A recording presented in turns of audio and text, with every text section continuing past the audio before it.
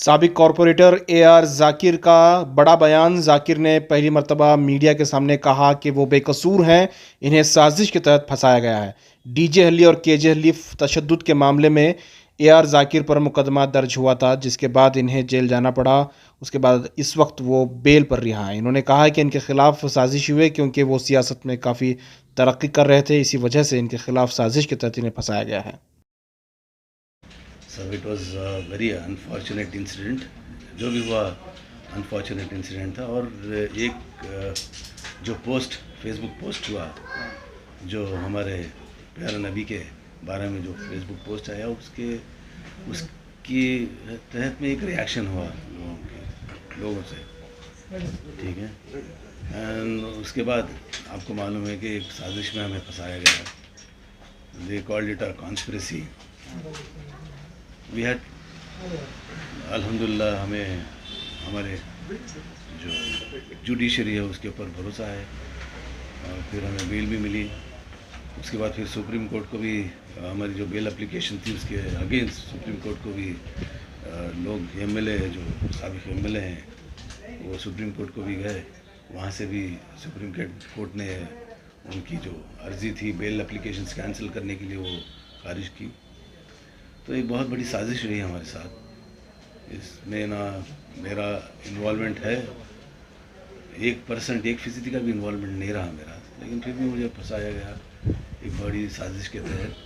क्यों साजिश की गई आपके साथ? आप भी सेम पार्टी से हैं?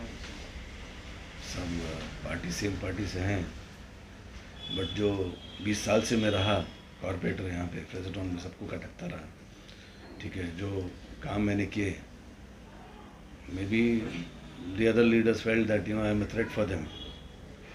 इस वजह से मेरे खिलाफ एक बहुत बड़ी साजिश की गई। अल्लाह है और जुडिशरी पे हमें भरोसा है कि we will get a clean chit. कितने केसेस दर्ज हुए?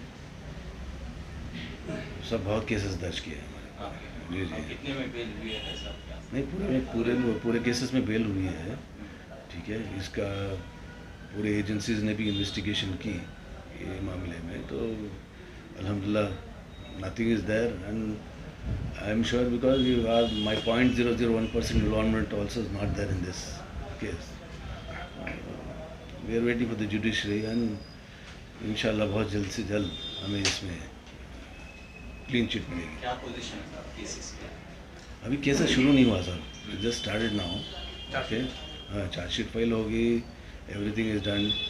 सब कुछ जो हमारे केस में 219 में almost 64 accused were there and everybody is got a bail. तो इंशाल्लाह अभी केस शुरू होगा एंड बहुत जल्द हम डिस्चार्ज के लिए भी डाल रहे हैं, केस डिस्चार्ज करने के लिए, तो इंशाल्लाह हमें राहत मिलेगी इधर से।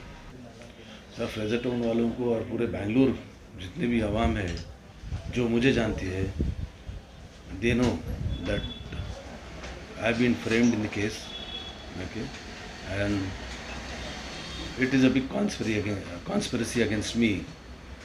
तो जो हमारे चाहने वाले हैं अल्हम्दुलिल्लाह उनका मेरे साथ रहा है, उनकी दुआएं रही मेरे साथ। ज़रूर हमें जो उम्मीद हैं जुडिशरी पे, हमें 100% रिलीफ मिलेगी।